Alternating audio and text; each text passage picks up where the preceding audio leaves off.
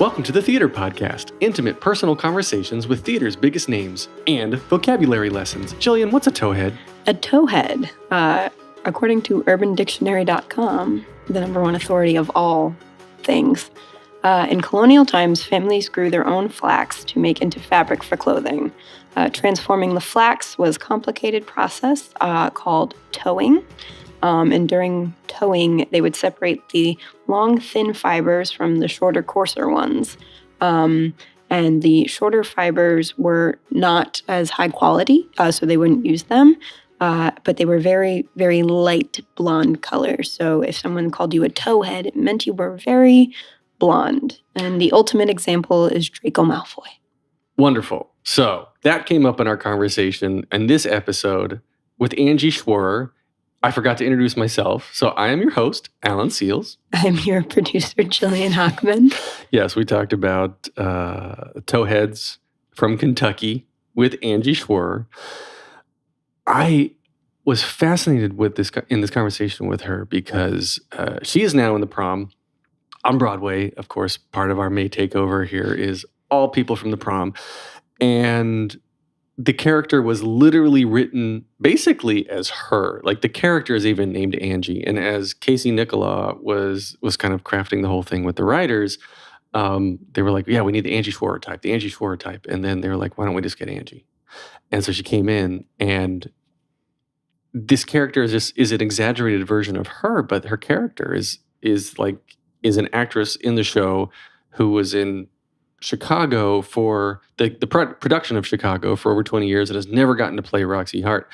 And we got into that, like the parallels in her own life, because she's got this 28-year career on Broadway where she's just gone from like showgirl part to showgirl to chorus girl to ensemble. And then this is her first leading role, like at front and center sort of thing. Well, it's her first role that she originated. Yes, that she originated. But I love that she talks about at one point, they came up with these characters and they were developing them. And in one form they sent out with all the characters and the descriptions of them, it just said, Angie, think of yourself. Yeah. Yeah. I mean, it kind of proof to the fact that you can have a long, successful Broadway career without ever, I put in air quotes, being a star. Yeah. Like she's talented and she can sing and she can dance and she can act. And I from the outside, I feel like she keeps getting called in for the same type of roles because that's how people see her. And then over time of 28 years of being called in for the same type of role, then that's kind of what she's convinced herself that all she can do. And you told me off mic that you thought I was getting a little preachy, which I was trying to get her to kind of see that I think she's bigger than what she's allowing herself to be, if that makes any sense. Yeah, but I think if she's happy with what she's doing, then right on. Oh, no. I don't think she's doing anything wrong. Like, don't get me wrong. I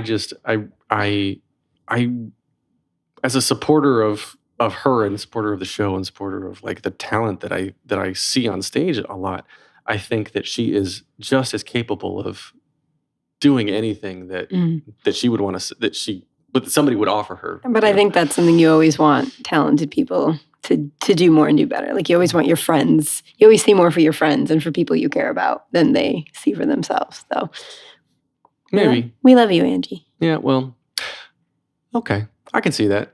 Everybody, please enjoy this episode with Angie Schwower. Here you go. 1, 2, 3.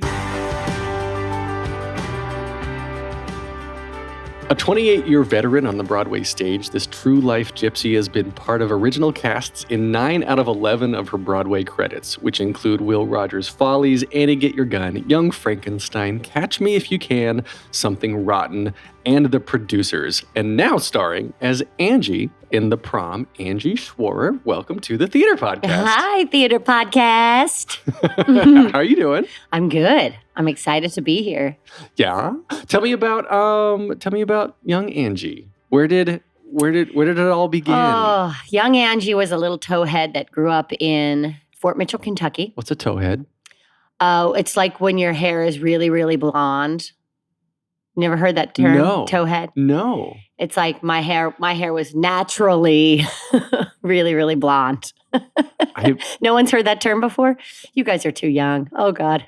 Too young. Anyway, little blonde, little blonde girl. And I started with dance at about 5 years old and acro. So I never really was on my feet. I was always twirling and upside down and round off back handspringing down the hallway to greet people in my house. And I was a gymnast too for a while.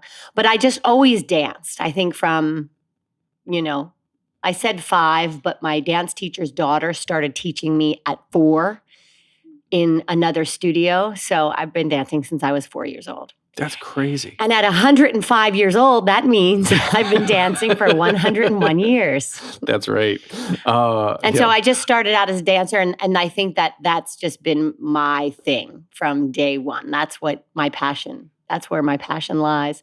Now, because I am a little older, it's a little harder, but it's still just who I am and what I do and what I love to do. Do you have any siblings? I have 4 brothers and a sister. So one of 6. Yeah, so I'm the 5th one. So they all had to drive me to dance school. Are you the only one that danced? Oh, no, my sister did, she's 9 years older than me. So I went to watch her, which is also how I got hooked. She took a real career and was a pediatrics nurse. So she did something important. Wait, okay. So you have a real career. I know. And I'm B, just kidding. you are important. So I know what we do is important, but somehow, taking care of newborn babies in the ICU unit seems a little more important than what I do. Okay, fair enough.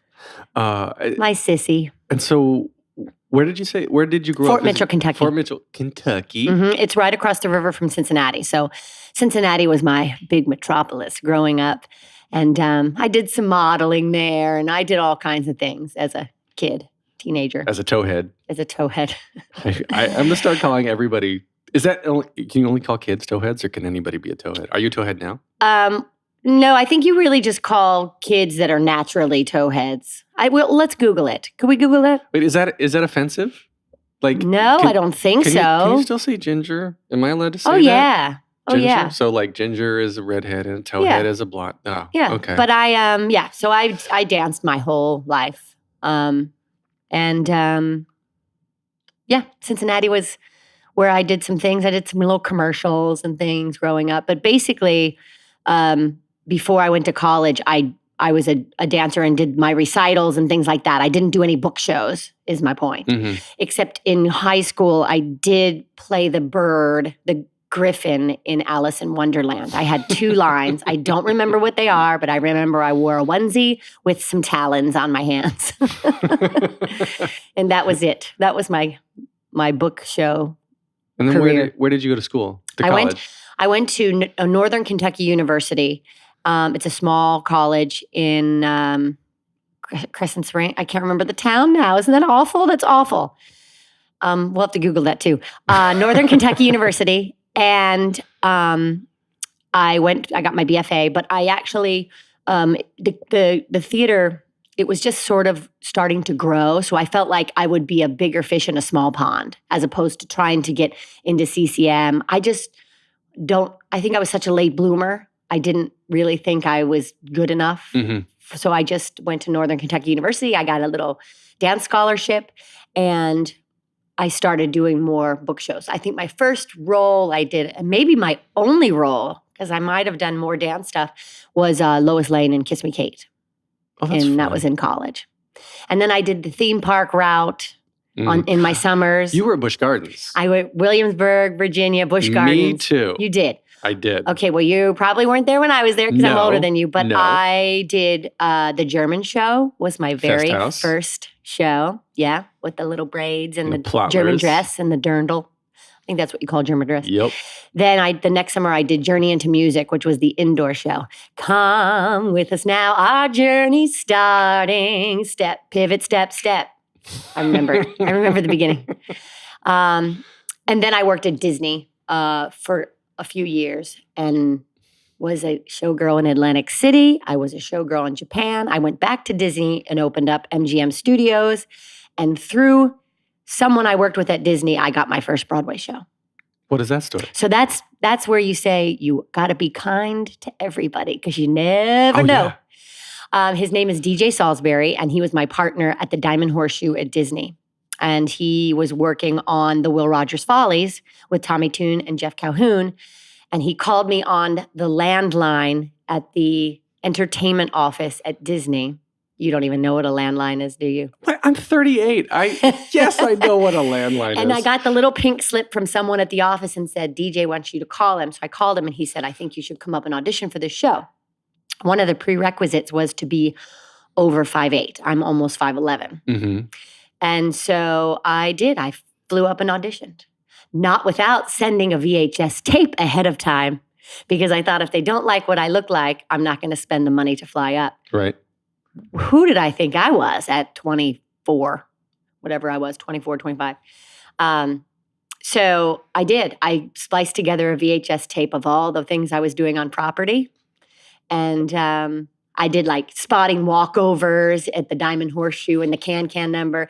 So I did all spliced together and they said, sure, come on up. So I did.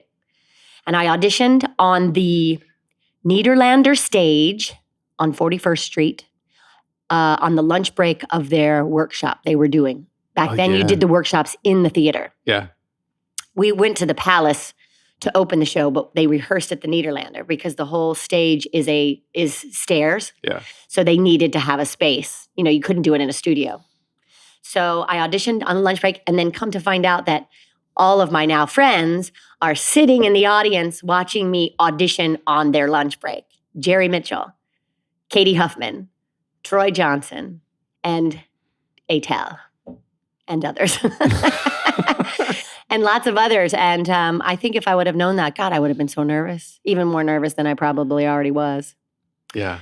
I think it was it Nancy Opal was telling us like, yeah, back in the day, you used to audition on the stage. Yeah. Yeah, that was actually, there was only one other time I think I auditioned on stage. It was something I didn't get, and I don't remember what it was. Goodbye Girl or something? I don't know. Something I didn't get, but I auditioned on the stage. When did you know that you wanted to make performing a career? God, I wish I was that person that was like, I just knew, from the beginning.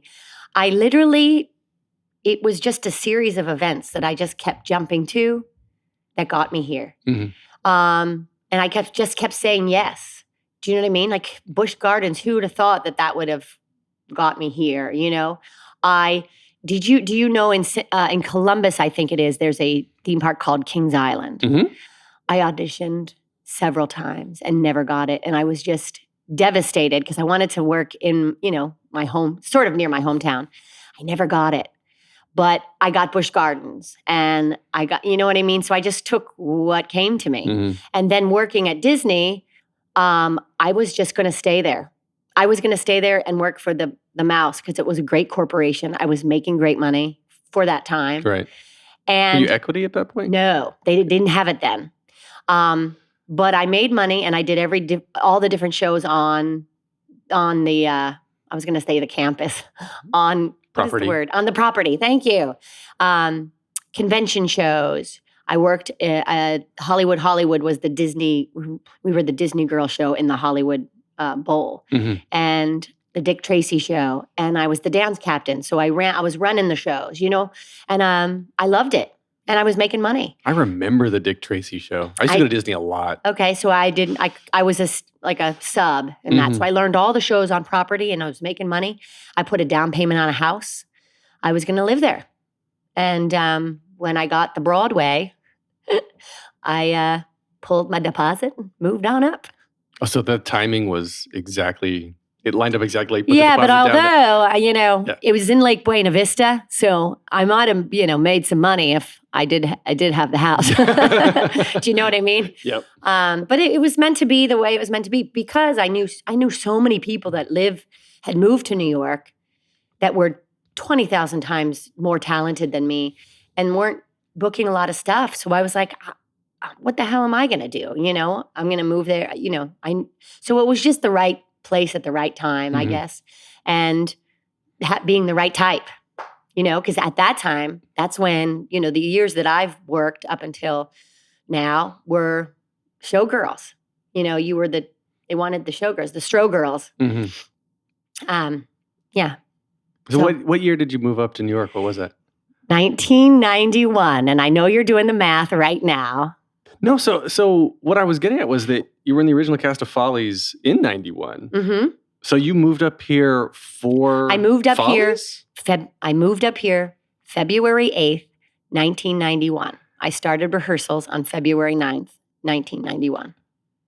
That's crazy. So I moved to a brand new city, started a brand new job, had to learn how to do the subway and all of those things. And I was a swing, which means I covered all the ladies in the ensemble. Mm-hmm. Well, mainly the six tall. I can't remember if there were 12 or 14 of us, but mainly the six taller, the six tallest girls. But I ended up going on for almost all of them but one.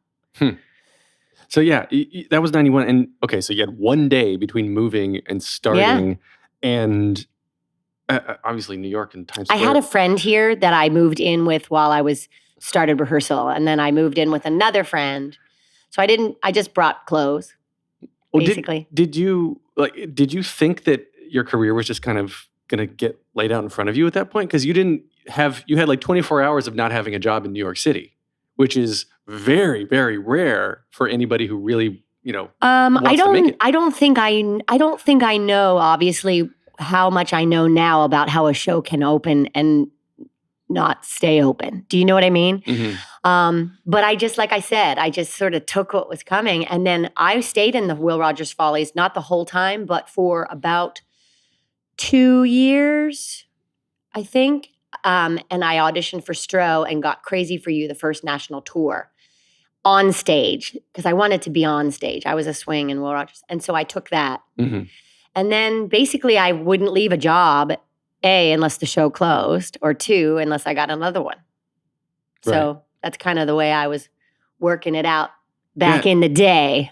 Yeah, you went from show to show, and then I think you returned to Chicago. Do I have that right? Yeah, I opened the first national tour of Chicago and did that for a couple years. And then I did it here for only a replacement time for maybe about 4 months. I did Mona. I was Go to Hell Kitty and covered Roxy on the tour, and then I did Mona here for about 4 months. Wow.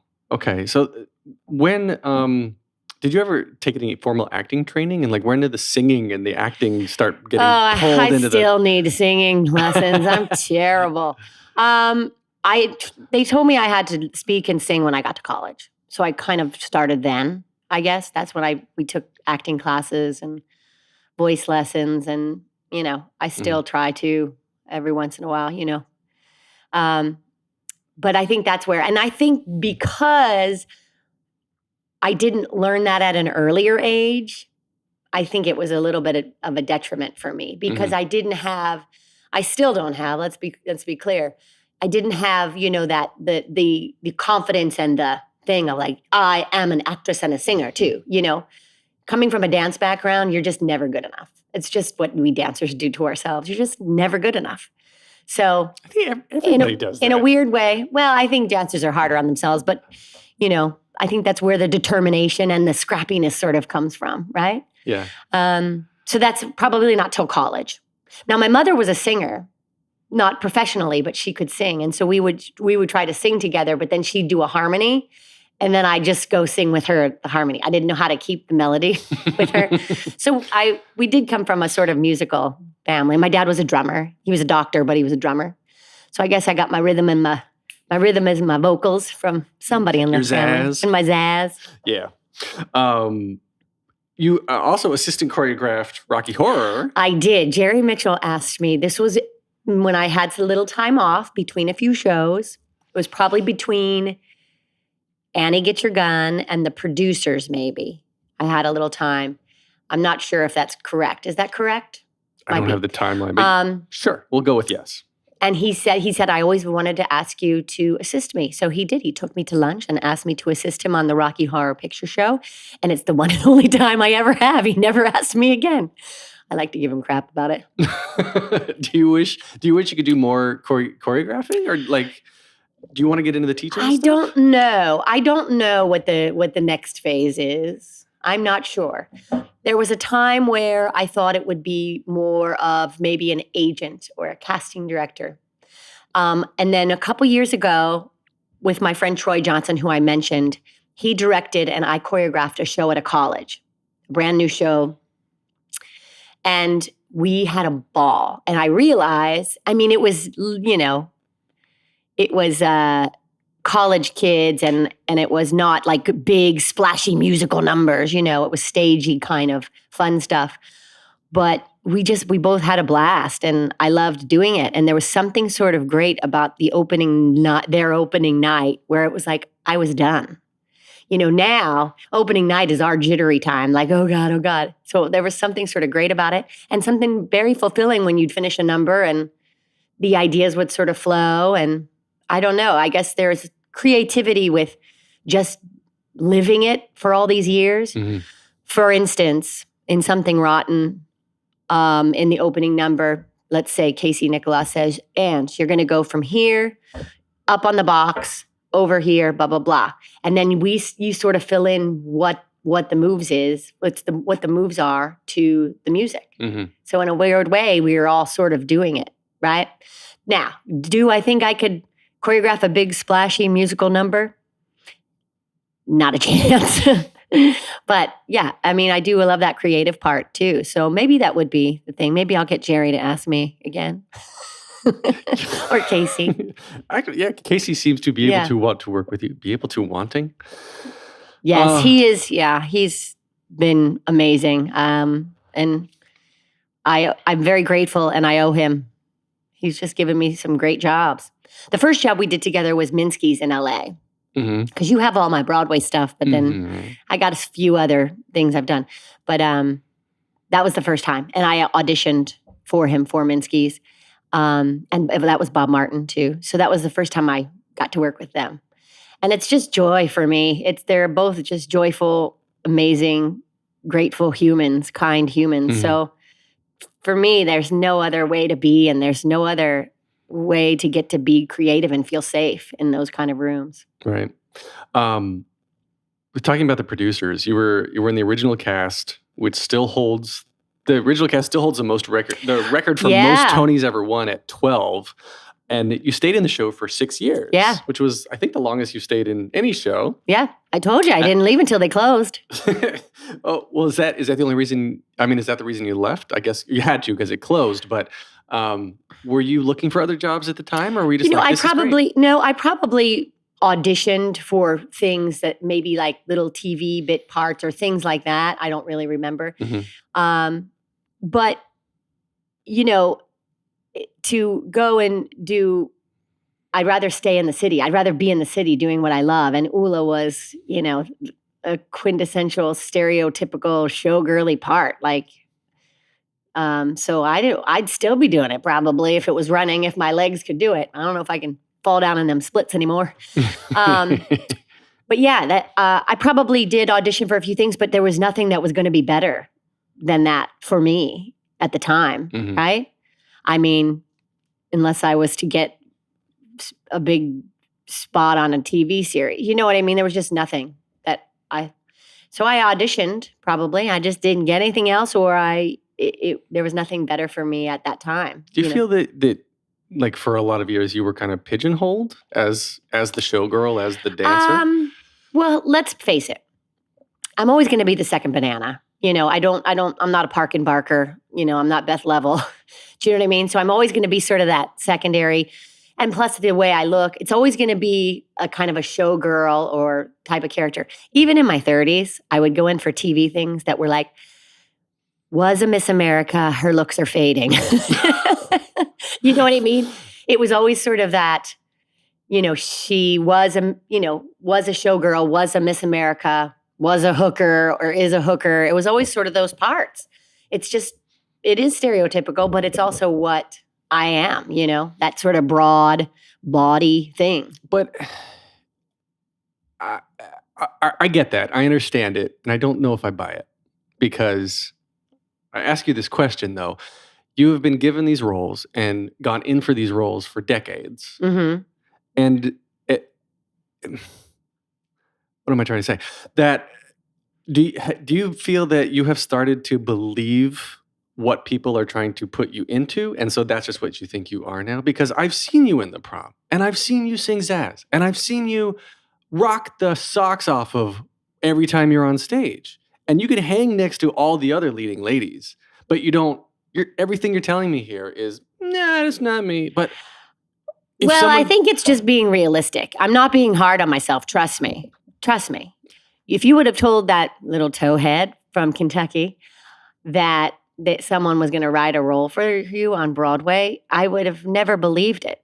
But so part of that is just, I think, being realistic and knowing who you are. You know, it's like if I do talkbacks or workshops or anything, like I've learned through the years from friends, and we've discussed it, you sort of need to know what you are. You need to know what your essence is. You need to know what my friend David Hibbard, who was in Something Rotten with me, he says you need to know your colors. So I think you just need to know what that is. Do I think I could do a dramatic scene if you handed it to me? Absolutely. Do I think I'm going to sing Evita? Absolutely not. You know what I mean? It's just, I know exactly what I am. Right. Yeah. I mean, like, I know I can do altar boys. That's not my voice type. But in terms of... Yeah. So I feel like, and you know, this was written for me. This was written, you know, and Matt knows my voice, and it is sort of a la Kendra and Ebb, Chicago-y, Roxy type, you know. And that just happens to be what I am. Okay. And it's okay. I don't think I regret one thing that I've done. I do have one regret. In Cincinnati, Ohio, when I auditioned for Baby June in Gypsy, I was probably 10. I got it, and I didn't do it because I went to dance camp instead. And my mom let me, which was, you know, she didn't make me do it. And who knows if I would have done that. It was on this theater that was actually on the river called Showboat Majestic. And I got Baby June. I sang. I forgot the lyrics to Raindrops on Roses and Whiskers on Kittens. And then I said, can I start again? I sang it. I had a little boy haircut. I had short hair. I wore shorts and overalls. I didn't wear a dress. And I got it. But I didn't do it. So I do regret that. Because who knows? Maybe I would have started singing earlier. Do you know what I mean? Or made that a priority, which I think would be helpful. Because kids these days now, they come out, they're major, major, major triple threats, way beyond anything that I was then or am now. So it would have maybe given me a leg up. Two, literally. I maybe would have hated it, you know, and maybe not done it. I don't know. But I do regret that. But I think it turned out okay. Oh yeah, like you're not doing bad for yourself. No. I'm trying to encourage you. I appreciate it, and the thought that the fact that you think that, I very much appreciate. I'm very grounded in what I know I can do, and I think that's part of it. Do you know what I mean? That's part of the, not to be cliche, but that's part of the zazz. That's part of what I do.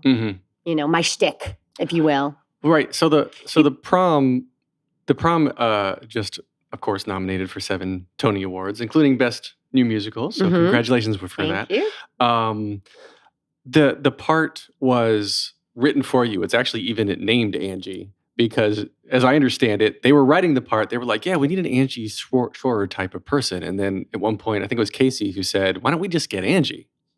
Like, that's the word on the street, is that he said that. Yeah. Right. And Casey and I know I've said this several times, but Casey and I were on the set of Smash. He was directing an episode. And he literally, with his cute face, he was like, Bob Martin and I started writing this show. I'm not sure if Chad was a part of it then, but he said, you know, I don't know how that all came about, but he said, Bob Martin and I and Chad Beglin, I guess, are writing the show, and we call the character Angie Schwower. We call her your name. We call her Angie Schwower with his cute face. And that was like 7 years ago. So I don't know. And I think one of the coolest things is, you know, you get the contract, you know, your equity contract, and it says the role and it has Angie written it. I mean, it's really kind of surreal. And then we got this email early on before the first one-day table read, and it had everyone's characters and who they should sort of think about. And on mine, it said, Angie, think you. And so I was like, that was pretty cool. I don't know where that email is, but I really wish I had a copy of it. It's in your Hotmail account somewhere. Somewhere. Yahoo. MSN. Yeah. 7 years ago? I guess, Gmail. No, I think I already had the Gmail. The Gmail. Gmail was around 7 years ago. The Gmail. The Gmails. And so coming into the prom, and I mean, the four of you, Brooks, Beth, Chris, and you have been in it from the inception. Absolutely. Which is incredibly rare for four leads to still be with it, making it all the way to Broadway.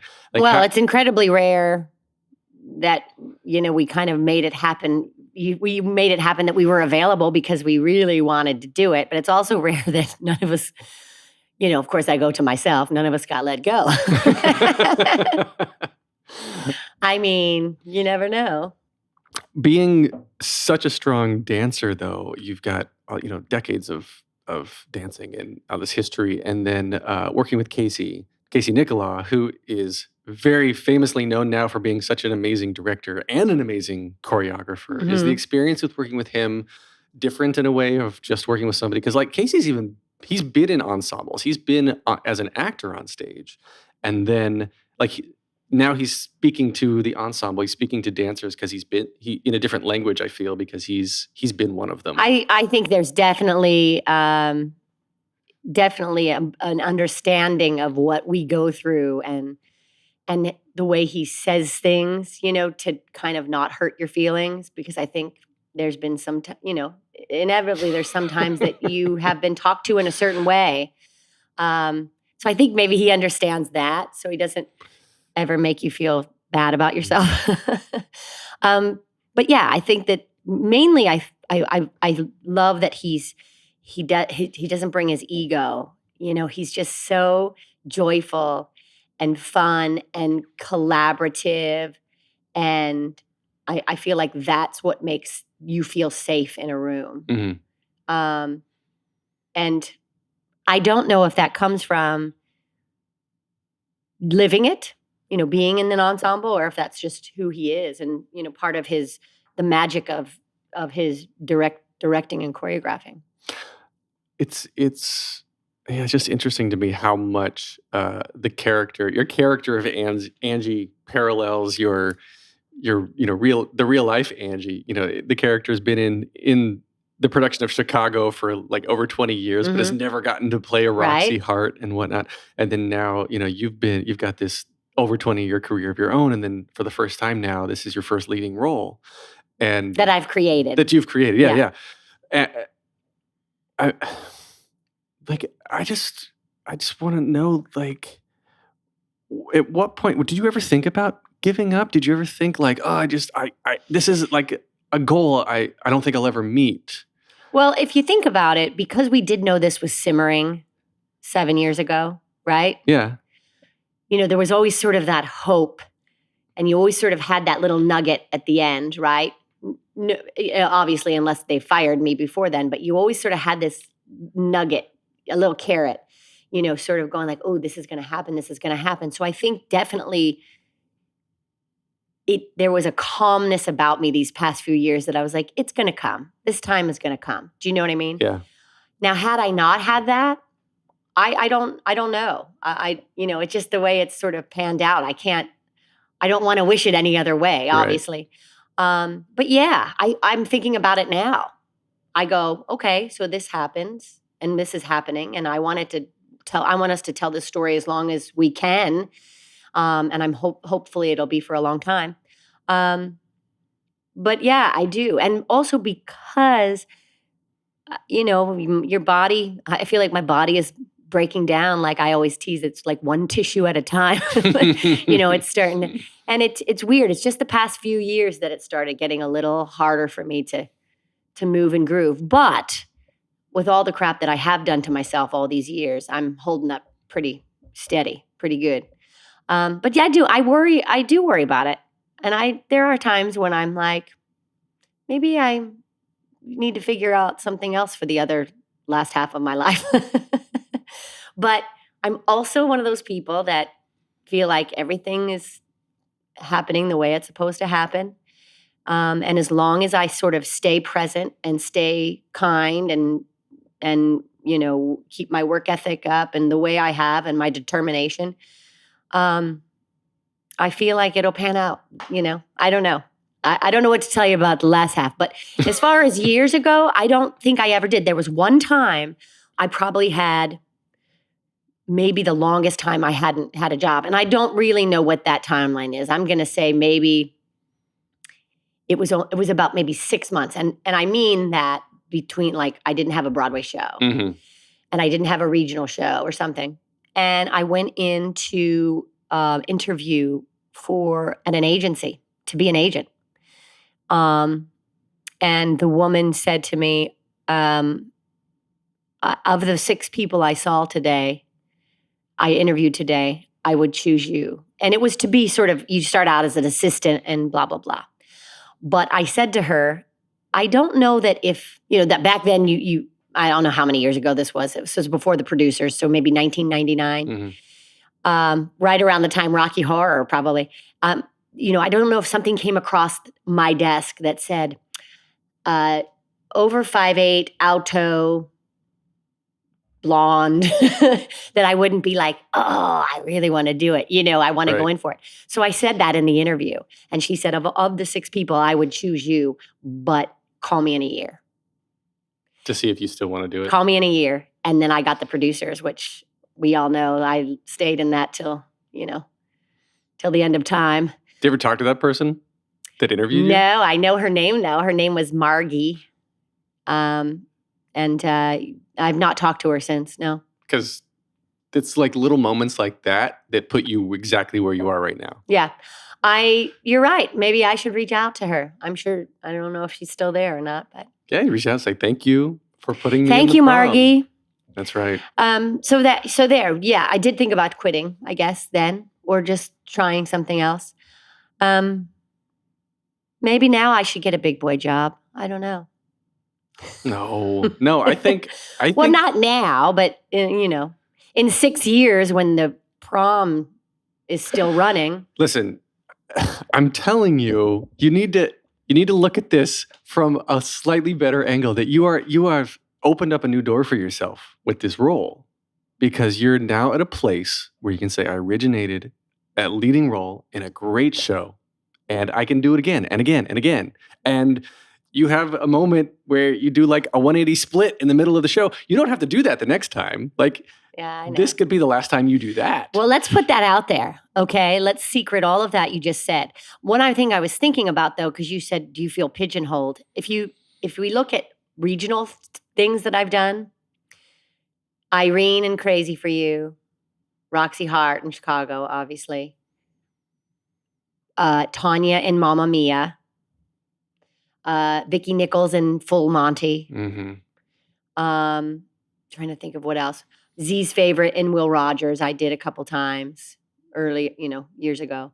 They're all that same sort of got a little side talk, pizzazz, not, well, Vicki Nichols wasn't a showgirl, although at North Carolina Theater, I danced in Life with Harold. Josh Rhodes had me dance, which was really my fun. first professional gig. What was? NCT. Oh, okay, great. I'm I sorry. love working there. Yeah. So they're all that same sort of similar thing. And I don't think it's a bad thing. It's just who I am. It's what I portray. Now we'll see, 5 years from now, I could be some crazy old cute character actress that's, doing some moving pitches. You know what I mean? I don't know. I mean, there's a lot of opportunity. Like, I feel like older women, and I'm not saying you're old. Yeah. Well, I am, but it's okay. Thank you. Like, not your fresh out of college women. If you are successful and talented and have stuck with it to this point and have now opened up the opportunities that you've opened up for yourself, like, there's a lot of roles that are sitting at your doorstep that you are now about to age into, which I think, like, okay, name some that you're thinking in your head. What's her face from Wicked? Mrs. Madame Morrible. Okay. Gypsy. Mama. Like, come on. Yeah, come on, you can do that. Like, I'm going to start working on that now. I mean, just think about the actresses that you look up to, and you're like, I could do all that. You should be saying. Yeah, I don't say that. But yeah. And I'm sure it doesn't serve me. I'm sure that sort of mindset doesn't serve me, but yeah. It's funny that you say that because I think about all that. I think about all of this, but right at this moment, we're enjoying, telling this story, and I mean, getting people at the stage door just saying thank you for telling this story. And I had a kid that told me that he was, he gets bullied at school, and so this is helping him to have all of that. And it's not just, hey, we're putting on a show, I'm kicking my legs and blah, blah, blah. It's telling a story. I mean, we are doing that, but it's telling a great story that's helping people. And I feel like just by amplifying these issues in our show, we're talking how much you don't realize what an impact that has. And so it's sort of a game changer for just getting to be in a Broadway show. It's like, this is bigger than us now. And so I'm just kind of sitting in it. And like I always say, at the Long Acre, we're sort of simmering with this positive, grateful, joyful energy. And I think that's serving us. And that's what's going to keep this story going. So I do always worry. But for right now, I'm sort of trying to just, as I always like to say, fly under the radar, meaning keeping my body intact, keeping the vocals intact, showing up, being present, doing my job, and making people feel better. Feel, period. Yeah, feel and feel better. Because the show, like the four of you, you're the comic relief. Like you're the four of you together, friends outside of the show, but like in the show, you guys are brilliant. And then you've got Caitlin and Izzy, who are the love of the show. Yes. And carrying this message across that is bringing representation to the stage that is desperately needed right now. Absolutely. And you've got just feedback I hear from everybody in the prom. The feedback that you get over and over again every time, like you were saying, that somebody's saying they're bullied, or Josh Lehman said that someone told him that he's bi, and it's the first time this guy has ever uttered the words that he's bisexual. And so like it's just feels good. There's so many, and I raised two teenagers from 10 and 12 to now 23 and 25. My two-step teenagers. And I know that age, how horrible and sort of awkward and scared you can feel. And I feel like this show makes all of those children and our youth feel like there's a safe place that they can be themselves and be who they want to be. And I feel like that's a huge thing to sort of relay to kids. And I feel like that's what makes it's so great. And I feel like Izzy and Caitlin, I obviously do Zaz with Caitlin, and she looks at me with this face that you feel like you just as a scared teenager, and the youth and all of those things that are going on. She's so great at portraying that. But I feel like, we're just, we're doing something pretty great here that is changing lives, I think, like our song says. And there's been parents, right, who have said, like, I'm that parent. I'm the one who didn't realize how. You're absolutely right. Yeah. Yes. Someone in Atlanta, when we were down in Atlanta, said that. So at the stage door, we have just as many young people as olds, as middle-aged like us. Do you know what I mean? Which I love. There's something for everyone, and there's something for everyone, and they see somebody up there that is a replica of who they are or how they are feeling. So, it's helping everyone, I think. Yeah. Right? From the youth to the olds to the Middle Ages. Well, it just helps everyone. Musicals in general and the theater takes people to a different place, if only temporarily, and takes them out of whatever problems they're having or whatever anxiety they're feeling, whatever the case. That's where you go, right? You go to experience something that you wouldn't otherwise experience. And when you are taken on this journey that the prom takes you on, never end a sentence in a preposition.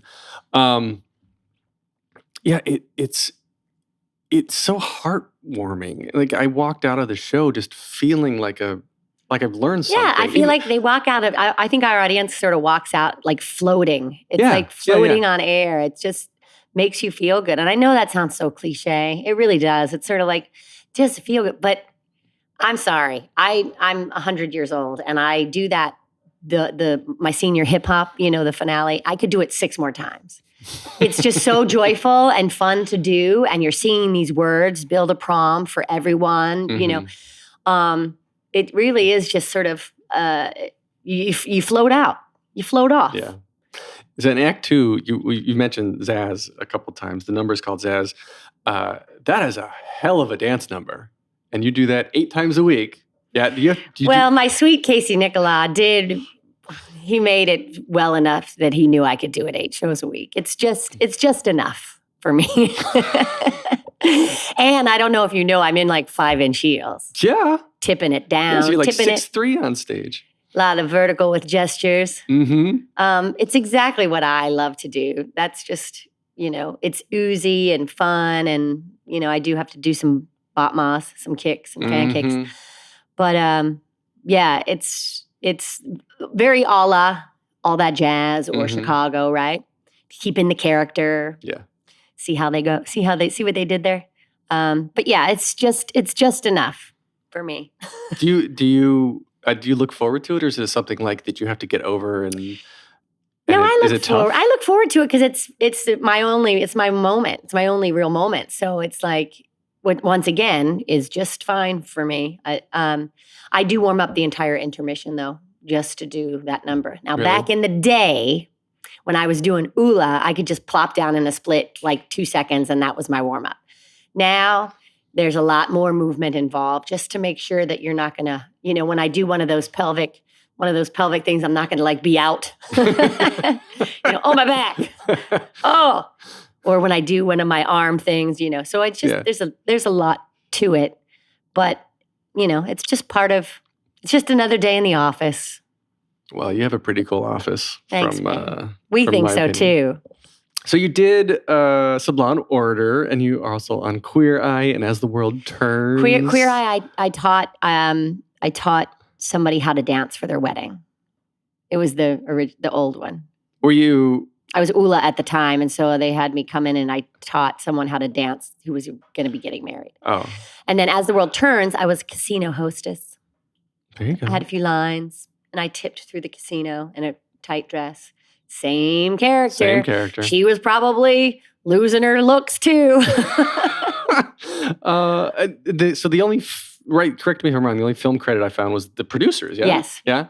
Yeah, and then there was also Smash. Is Smash on there? Yeah, but that's not film. Yeah, no, TV though. That's the telly. That's the tele. Yeah. The only moving picture. That's where you met Casey, yeah? Yeah. Well, that's not where I met him. We knew of each other. Yeah.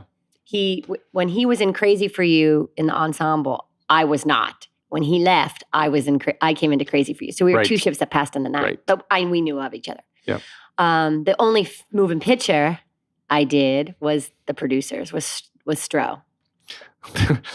You talk like you're 200 years old. The only moving picture I've ever see? done. Speakeasy, see? Speakeasy, get off my lawn. I like moving pictures. I like the moving pictures too, especially with CGI. Are you a Marvel movie fan? Marvel Comics? No. No? No, not yet. Have you watched any of them? No. Oh my goodness. I don't know if we can be friends anymore. Oh no. Now you're going to take back all those bad things, all those really nice things you said about me? Oh no, they're still true. But now you have to go back. I still haven't seen the latest Avengers movie, but okay. Don't sue me.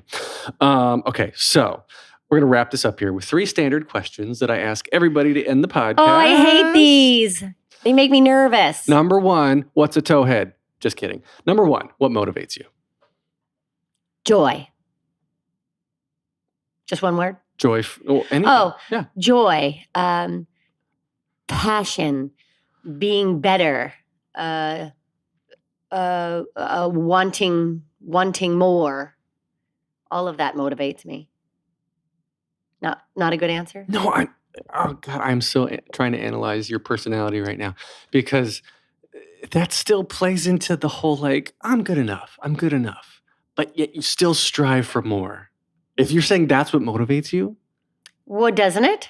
well, you should. What if I just thought I was just good enough and I just didn't try anymore? I think that'd be sad. Right. So what motivates me is wanting to be better. So are you mad at me because you think I'm good enough? No, I am not mad. I am disappointed that I feel like you have way more talent than you think. You feel do. like I'm being self-deprecating. Yes. Well, it's kind of part of my shtick, but it's also, like I said, realistic to me. But I think what motivates me is just is life and passion and wanting more, wanting to be better. I don't think there's anything wrong with that. There's nothing wrong with that. Next question is, what advice would you give to your younger self and younger people listening now, starting out down a similar path? Say yes to everything that comes your way. Stop worrying so much about the future. Be in it, in the moment where you are right now, and don't think that you need to be any further. Just be in it, because it's going to lead you to exactly where you are supposed to be. And last question, if you could only see one show for the rest of your life, but you can see it as many times as you want, what show would you see? Build a prom for everyone. The Prom. Have you seen your own show? No. So you would want to see it, but you need to, this is what Chris said too. Chris Sieber. What'd he say? Prom. Yeah. But he's like, what? It would be impossible because he wants to see the four of you in it. So by watching himself, he wouldn't be in it. Well, that's true. I definitely have to say that. The Prom. Okay. I think it's, because of so many things we've already talked about, but it's the joy and sort of silliness. That to me is inspiring, and I want to walk out of the theater floating. All right. So we can find you online on Instagram at Angie Schwower. Yeah, I'm so social media. Not. I'm trying to be better. I'm trying to be cool kid, like one of the cool kids. How long have you been on Instagram? Maybe 2 years. Hey, that's not too bad. Maybe only 2 years. I've never done Facebook. Never? No. I'm just on Instagram. That Okay. was my big to-do. Your big thing? And you can get more of the Theater Podcast, thetheaterpodcast.com. But please go there and support us as much as you can. Thetheaterpodcast.com/Patreon. You can get me online at theater_podcast on Instagram and Twitter. I am on Facebook.com/official theater podcast. Listen and subscribe. If you're listening now, please make sure you subscribe, leave a rating. This is produced by Jillian Hockman. Thanks to Jukebox the Ghost for the lovely intro and outro music. And Angie, thank you so much for being here. This has been fun. Thank you so much for all the very nice things that you said. I'm going to cherish them forever. Well, lucky for you, we're recording this, so you can play it back. Oh my God, I can play it over and over and when over. I'm feeling down. Yes. Thank you. You're welcome. Thank you. Take a deep breath, make the world a little colorful.